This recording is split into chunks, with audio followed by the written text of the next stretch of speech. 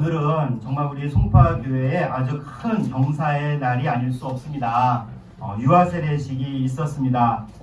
제가 부목사로서 돌 예배를 인도한 적은 꽤 있지만 유아세례는 저도 처음 집례했습니다.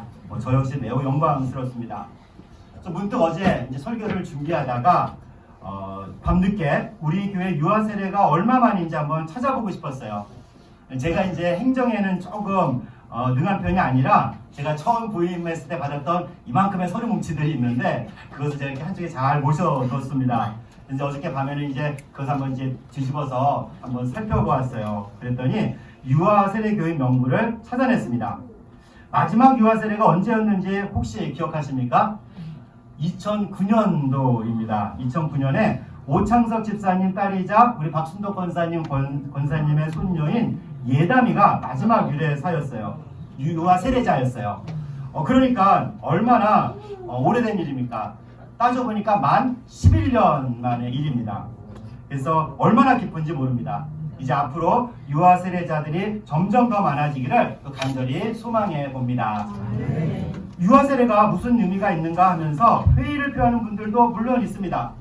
아이들이 말을 할 줄 알아서 나는 예수님을 믿습니다 라고 고백하는 것도 아닙니다. 그럼에도 유아세례는 매우 중요합니다. 부모에게 이 아이를 믿음 안에서 주님 안에서 양육하겠다는 고백과 또 다짐의 시간이기도 하고요. 또 우리 교회 공동체는 이 아이를 공동체의 일원으로 받아들이며 기도와 사랑으로 함께 양육하겠다는 서약 시간이기도 합니다. 아프리카에 한 아이를 키우는데 온 마을이 필요합니다 라는 속담이 있는데 한 아이를 키우기에 우리 모든 교회 공동체원들이 절대적으로 필요합니다. 공동체가 함께 말씀과 기도로 이 아이를 양육해야 합니다. 그래서 아까 우리가 한 서약을 꼭 기억하시기 바랍니다. 기도하실 때 연준이를 위해서 기도해 주시고 또 우리 교회 학교 아이들을 위해서 기도해 주시기 바랍니다. 어떻게 기도해야 하는지 모르겠다 하시면 오늘 설교 나눔 교재에 메가더 장군이 자녀를 위해 기도한 내용을 실었습니다. 정말 좋은 기도문이에요. 단지 이 아이가 건강하고 돈 잘 벌게 해달라는 그런 기도가 아닙니다. 기독교의 가치를 실현하고 또 주님의 성품을 닮아가길 바라는 기도문입니다. 저도 오랫동안 읽고 있다가 이번 설교를 준비하면서 다시 읽었는데 우리 아이들에게 이 기도를 다시 한번 해줘야 되겠다 하고 이렇게 다짐을 해봅니다. 자녀들이 다 성장했어도 꼭 이 기도를 해주십시오. 자녀 양육은 어느 때 끝나는 것이 아니라 사실 우리가 천국 갈 때까지 계속돼야 하기 때문입니다. 그런데 아기를 키우는데 어떻게 키워야 되는지 정답은 없다고 말하죠. 오늘 세례를 받은 연준이 부모도 전에 이런 얘기를 한 적이 있어요. 열심히 최선을 다해 키우기는 하고 있지만 근데 그것이 정답일까 하는 의문이 든다고 말을 했습니다. 정말이죠. 정말 열심히 최선을 다해 키우긴 하지만 이게 맞는 길일까 하는 의문이 듭니다. 근데 이 말이 어떻게 보면 정답일지 모르겠습니다. 부모 뜻대로 되는 게 아니기 때문입니다. 오늘 설교 제목처럼 당신은 좋은 부모입니까? 하고 물으면 네 그렇습니다 하고 자신있게 대답할 부모가 몇이나 되겠습니까? 내가 정말 우리 아이를 제대로 키우고 있는 걸까 하는 의문이 들죠. 그래도 우리가 가는 방향이 맞다면 제대로 가고 있다고 말할 수 있어요. 그래서 오늘 설교 말씀에서 그 방향을 다시 한번 확인하고 알아보도록 하겠습니다. 오늘 하나님 우리에게 주시는 말씀은 에베소서 6장 4절 말씀입니다. 한마디로 부모의 책임과 역할을 명확하게 말씀하며 커다란 방향을 제시합니다. 자녀를 노엽게 하지 말고 그리고 주님의 교훈과 훈계로 양육하라 하십니다. 우리 다시 한번 6장 4절 말씀을 함께 봉독하겠습니다. 4절 말씀입니다. 또 아기들아 너희 자녀를 노엽게 하지 말고 오직 주의 교훈과 훈계로 양육하라. 아멘. 아비들아 그랬다고 그래서 엄마는 안 들어도 되는 말이 아니라 우리 부모 모두가 들어야 되는 말씀입니다. 먼저는 너희 자녀를 노엽게 하지 말라, 화나게 하지 말라는 의미입니다. 오늘 본문 바로 앞에 나오는 말씀은 자녀들에게 주시는 말씀으로 부모에게 순종하고 그리고 부모를 동경하라고 가르칩니다. 자녀는 그래서 이 부모의 권위를 인정해야 합니다. 이런 권위가 부모에게 있고 자녀는 이 권위에 순복해야 돼요. 그러나 부모는 이 권위를 함부로 쓰면 안 돼요. 노엽게 하는데 쓰면은 안 되는 겁니다. 당시 부모는 자녀에 대한 막강한 권력을 가졌어요. 가장은 거의 절대 군주와 같았습니다. 자녀를 종으로 팔 수도 있었고요. 체벌뿐만 아니라 죽일 수도 있었습니다. 자녀 학대가 비일비재했어요. 이런 시대에 그리스도인은 자녀를 학대하지 말라고 했습니다. 그 안에 분노가 쌓이지 않도록 노력해야 됐어요. 지금이야 이런 부모는 거의 없을 겁니다. 물론 자녀를 학대하는 부모는 종종 있어요. 때로 부모가 게임하느라 아이를 방치했다는 그런 기사도 접하게 됩니다. 자녀를 과도하게 체벌하거나 방치해두면 자녀 마음에 분노가 쌓여요. 어떤 분은 선행학습도 자녀학대라고 부르는 분이 있어요. 사실 저는 동의하시지 않을 분들도 있겠지만 저는 아주 격하게 동감합니다. 초등학교 1학년 학생에게 고학년 수학을 가르치는 게 선행학습인데 이게 되는 아이들도 있지만 거의 되지 않아요. 얼마나 힘들겠어요. 선행학습한다고 다 서울에 있는 유명한 대학에 들어가느냐? 그것도 아니에요. 개 중에 몇 명입니다. 100명 중 두세 명이에요. 두세 명에 들기도 어렵고 마음의 분노만 쌓여갑니다. 그렇지만 부모들은 이게 다 자녀들을 위한 일이라 말합니다. 경쟁사회에서 뒤처지지 않으려면 어쩔 수 없다고 말하죠.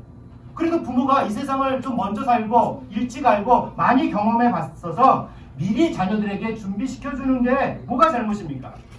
저는 그래서 그 부모님의 그 사랑을 절대 의심하진 않습니다. 그러나 자녀를 위한다고 하면서 그것이 정말 자녀를 위한 것일까? 우리가 스스로 묻고 대답할 수 있어야 돼요. 결국 부모 자신을 위해서일 때도 많지 않습니까? 다 너 잘 되라고 하는 거지 나 좋으라고 하는 거냐? 내가 좋은 대학에 가면 너에게 좋지 부모가 좋냐?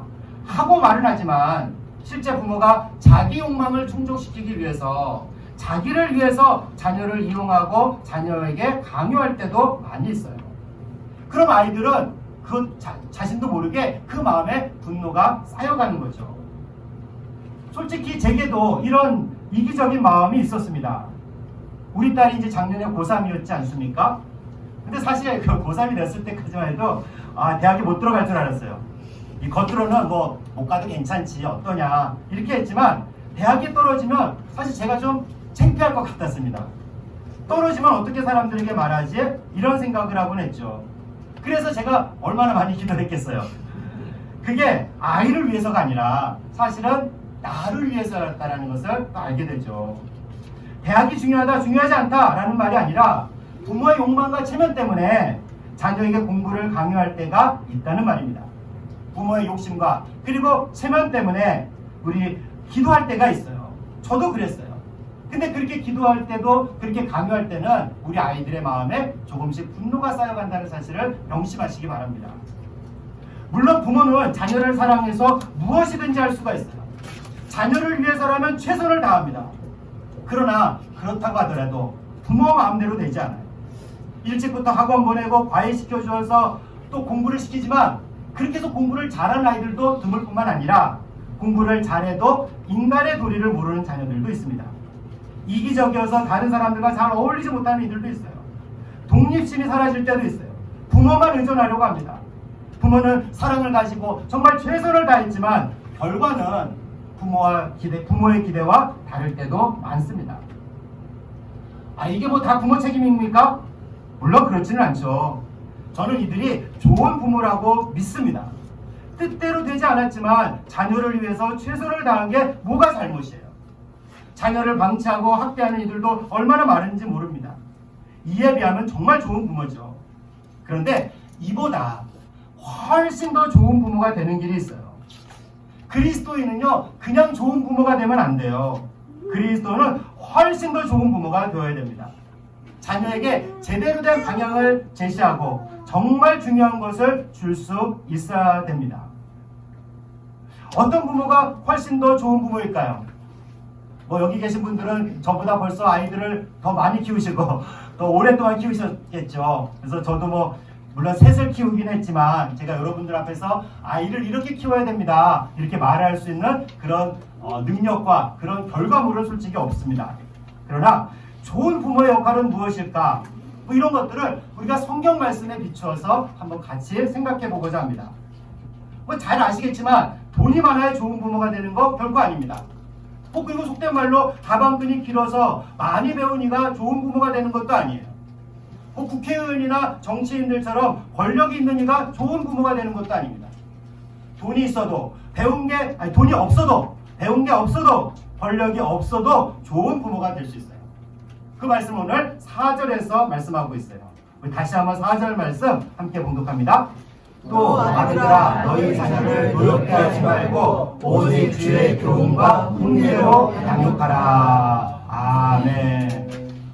오직 주의 훈계와 교훈으로 양육하라. 하나님의 말씀과 기도로 아이를 교육하라는 의미가 아니겠습니까? 너무 잘 아는 내용이고 너무 당연한 말씀입니다. 비법이라고 할 것도 없고 비밀도 아닙니다. 잠언 22장 6절에 나오듯이 마땅히 행할 길을 아이에게 가르치면 늙어서도 그 길을 떠나지 않게 됩니다. 그 마땅히 행할 바가 어디에 있습니까? 바로 성경에 있습니다. 하나님의 말씀으로 그리고 기도로 자녀를 양육하는 부모가 훨씬 더 좋은 부모예요. 그런데 하나님의 말씀을 가르치고 많은 시간을 들여 기도한다고 다 훨씬 좋은 부모가 되지 않아요. 아까 말씀드린 대로 내 욕망을 따라서 나를 위해서 하는 기도일 수 있기 때문입니다.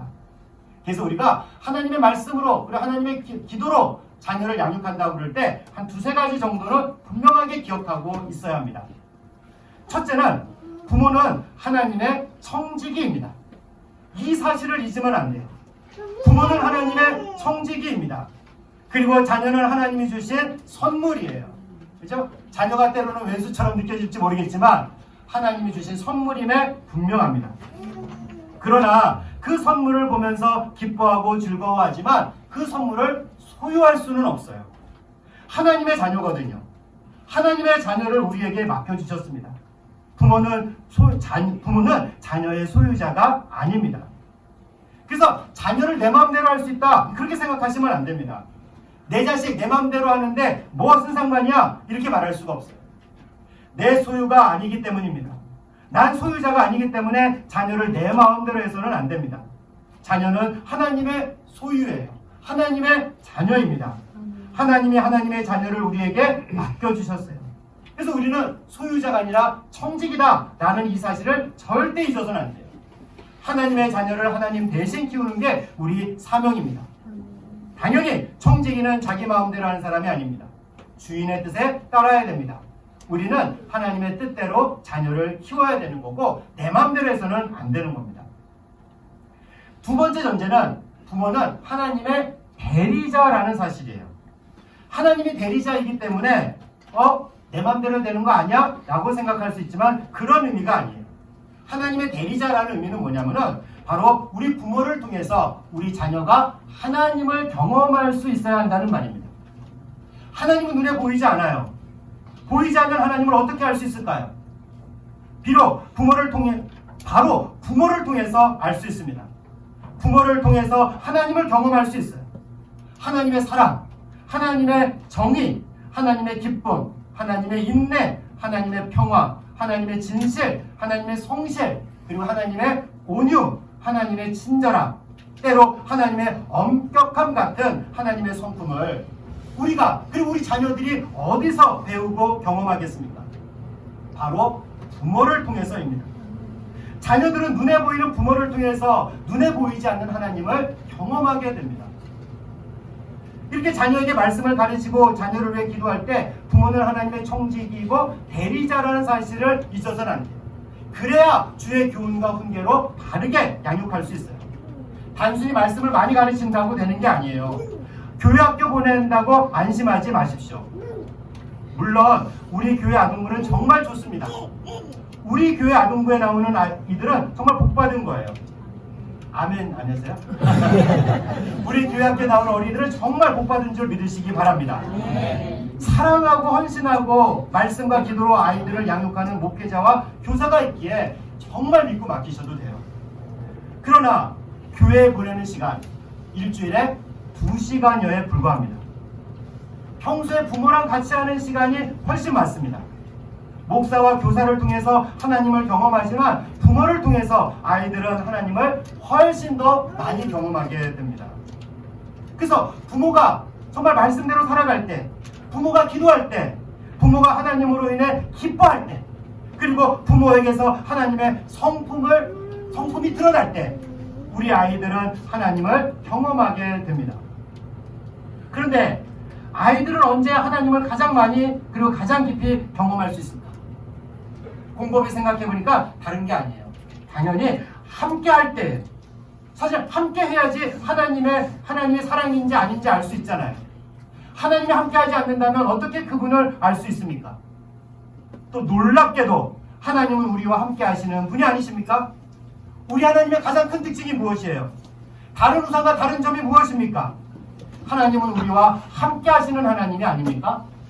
임마누엘, 우리와 함께 하시는 하나님. 그래서 하나님의 청지기로서 그리고 하나님의 대리자로서 자녀들에게 하나님을 경험하게 해주고 싶으십니까? 그렇다면 자녀들과 시간을 보내십시오. 되도록이면 많은 시간을 보내십시오. 어저께도 어떤 분과 같이 얘기를 하다 보니까 이분이 정말 자녀를 사랑하고 자녀를 위해서 정말 헌신하시는 그런 분이셔요. 근데 젊었을 때 함께하는 시간이 좀 적었다.